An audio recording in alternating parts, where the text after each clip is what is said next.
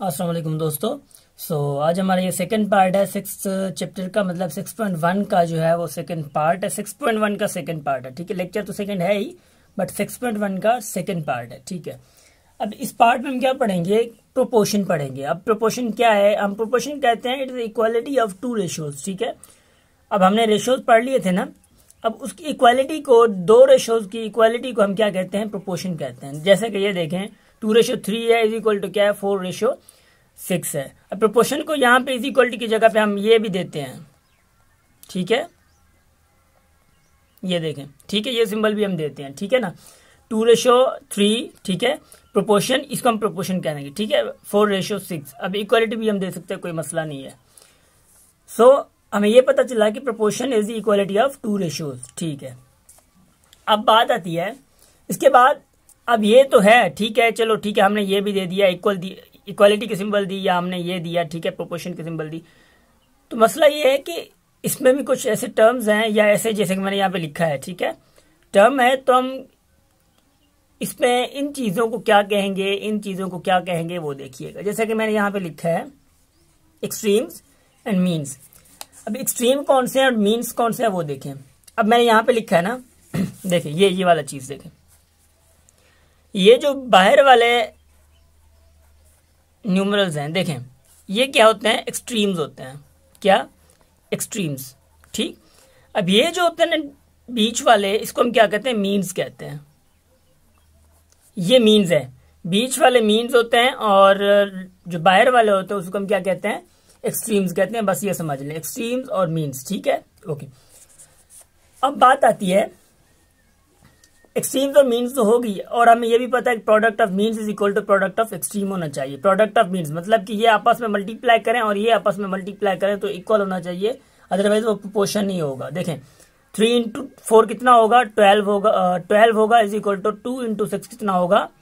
12 होगा। मतलब ये बराबर हो गया। अगर ये बराबर है, इक्वल है, तो ही हमारा एक प्रोपोर्शन बनेगा। अदरवाइज ये बराबर नहीं हुआ तो हमारा प्रोपोर्शन नहीं बनेगा। ये मैंने पिछली वीडियोस में भी 6th क्लास वाली जो हमारे पास लेक्चर्स है उसमें रेशियो प्रोपोर्शन में वहां पे मैंने ये समझाया है, ठीक है।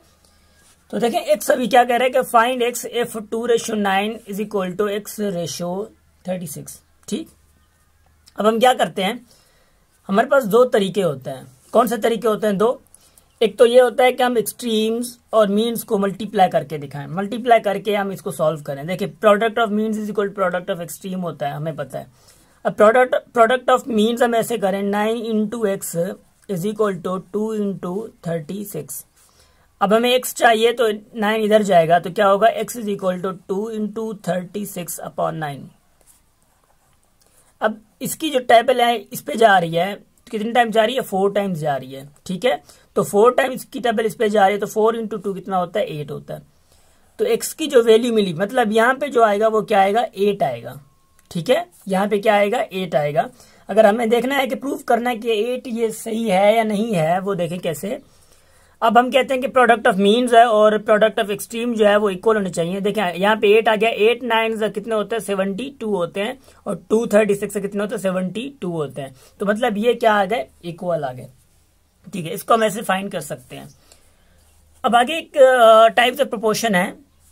देखिए प्रोपोर्शन के टाइप्स कितने? दो हैं, डायरेक्ट प्रोपोर्शन है, एक इनवर्स प्रोपोर्शन है, ठीक है। या इसको हम इनडायरेक्ट प्रोपोर्शन भी कह सकते हैं, इनवर्स को, ठीक। अब ये मैंने आई थिंक कि मुझे जो है ज्यादा इस पे डिटेल में बात करने की जरूरत नहीं है, क्योंकि ये मैंने पिछली वीडियोस में अच्छे तरीके से समझा दी हैं, ठीक है। बट फिर भी मैं थोड़ा बहुत बता देता हूँ। अब डायरेक्ट प्रोपोर्शन क्या है? डायरेक्ट प्रोपोर्शन उसको हम कहते हैं कि जो चीजें, दो चीजें अगर हों, उनमें से दोनों ही कम हो रही हों या दोनों ही बढ़ रही हों। मिसाल के तौर पर मैं कह रहा हूं, अगर मैंने मिसाल के तौर पर मैं कह रहा हूं कि अगर मैंने एक काम सौंपा एक आदमी को, ठीक है, एक काम सौंपा एक आदमी को, मैं उनको कह रहा हूं ये जो कमरा है आपने 10 दिन में तैयार करना है, ठीक है, 10 दिन में तैयार करना है।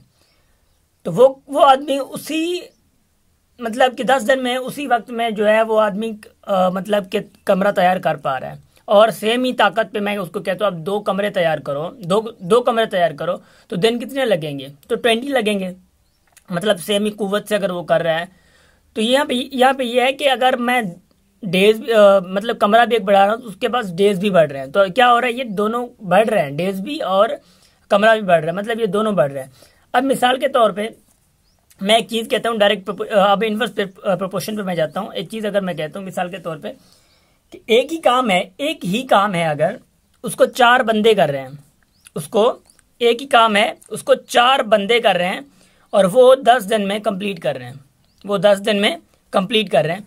और वही काम अगर 2 बंदे करें तो 20 डेज में कंप्लीट करेंगे ना। तो मतलब यहाँ पे देखें एक चीज़ कम हुई है और दूसरी चीज़ क्या हुई यहाँ पे बड़ी है, जिसको हम क्या कहते हैं, इनवर्स प्रोपोर्शन कहते हैं। अब यहाँ पे देखें, ये जो मैं आपको एक कॉन्सेप्ट दे रहा हूँ, ये बहुत इंपॉर्टेंट होता है और मतलब बहुत से एग्जाम्स में आते भी रहते हैं। हमें कंपाउंड में मतलब कि ABC के अगर हमें मतलब रेशियो मिला हुआ है और टोटल क्वांटिटी मिली हुई है, वो डिवाइड करना हो तो हमें कितना हिस्सा आएगा वो देखें, याद रखें। मैंने यहाँ पे जस्ट पहले फार्मूला लिख दिया है, share is equal to component of ratio and total quantity and sum of ratios. अब ये मैं आपको समझाता हूँ कि फार्मूला किस हिसाब से है, ठीक है। फर्स्ट एग्जांपल देखें, फिर आपको फार्मूला भी समझ आ जाएगा।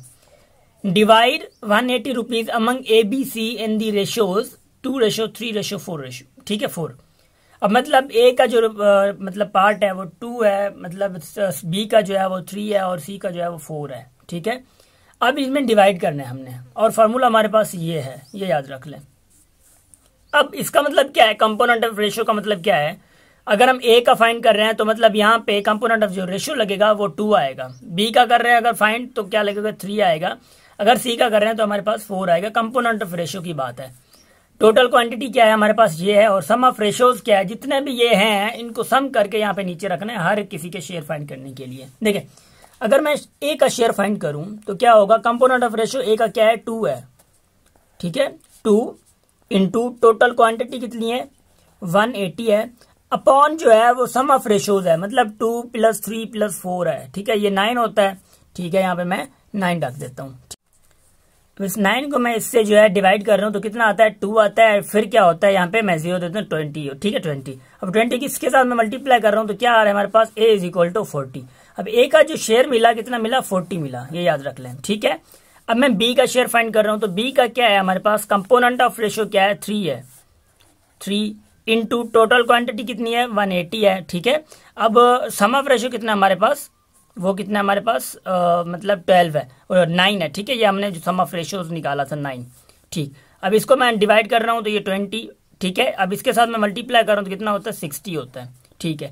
अब C का फाइंड करने के लिए भी ऐसा होगा। C का फाइंड करने के लिए ये 4 है, ये क्या है 180 है, यहाँ पे आएगा क्योंकि टोटल क्वांटिटी है, अपॉन 9 आएगा। इसके साथ मैं डिवाइड करूंगा तो ये 20 आएगा। तो 420 तो कितना होता है, 80, तो C = 80। अब C का 80 मिल गया, B का 60 मिल गया और A का कितना मिला हमारे पास, 40 मिल गया। अब इसको अगर आप जो है मतलब सम भी करना चाहे ना, इसकी इनके जो मतलब जो मिला इनको शेयर, तो सम टोटल कितना होगा, 180 होगा, ठीक है। ये याद रख ले क्योंकि इन्हीं इसको हमने 3 में डिवाइड किया है रेशियोज को देखकर। तो फ्रेंड्स ये आई थिंक बहुत अच्छा लेक्चर और बहुत मतलब जिसको हम कहते हैं कि शॉर्ट लेक्चर था, ओके। और इम्पोर्टेंट लेक्चर था, ये याद रखिएगा, ठीक है। बहुत शॉर्ट लेक्चर और आपके काम का आएगा इंशाल्लाह। और इंशाल्लाह आगे हम जो है फास्ट चलेंगे क्योंकि यही थोड़ा बहुत कॉन्सेप्ट था कि हमारा रहता था। पिछले लेक्चर में हम ये ऐड नहीं कर सकते थे क्योंकि पिछले लेक्चर थोड़ा बहुत हमारा मतलब लॉन्ग चला गया था। सो दैट्स वाई अगर लॉन्ग वीडियो होती है तो भी हमारे पास मतलब वो काम मतलब ज्यादातर नहीं देखते उसको, या उनके फायदे की नहीं हो पाती, वो बोर हो रहे होते हैं, ठीक है। स्टूडेंट्स मतलब बोर हो रहे होते हैं। सो इस हिसाब से हमने क्या किया कि शॉर्ट वीडियोस बनाने का मतलब सोचा, क्योंकि शॉर्ट वीडियो बनाने से आप लोग बोर भी नहीं होते और आप लोग सीखते अच्छा है और आप लोगों के जहन में भी अच्छा बैठता है। तो फ्रेंड्स प्लीज कमेंट हियर कि आप लोग लर्निंग कर रहे हैं या नहीं कर रहे हैं, और अगर लर्निंग कर रहे हैं तो किस हिसाब से लर्निंग हो रही है, न्यू चीजें कुछ सीख रहे हैं या कि पुरानी चीजें ही दोहरा रहे हैं, जैसे कि होता है कि पैटर्न पुराना ही है हमारा। तो हमें ये आप सजेस्ट कर सकते हैं, अगर न्यू वे हम अपनाएं तो कैसे अपनाएं, ठीक है। हम न्यू वे अगर अडॉप्ट करें तो कैसे अडॉप्ट करें और कौन सा वे हो, आप लोग हमें सजेस्ट कर सकते हैं, because you are the learner, okay. Okay friends, goodbye and take care of yourself and wait for next video.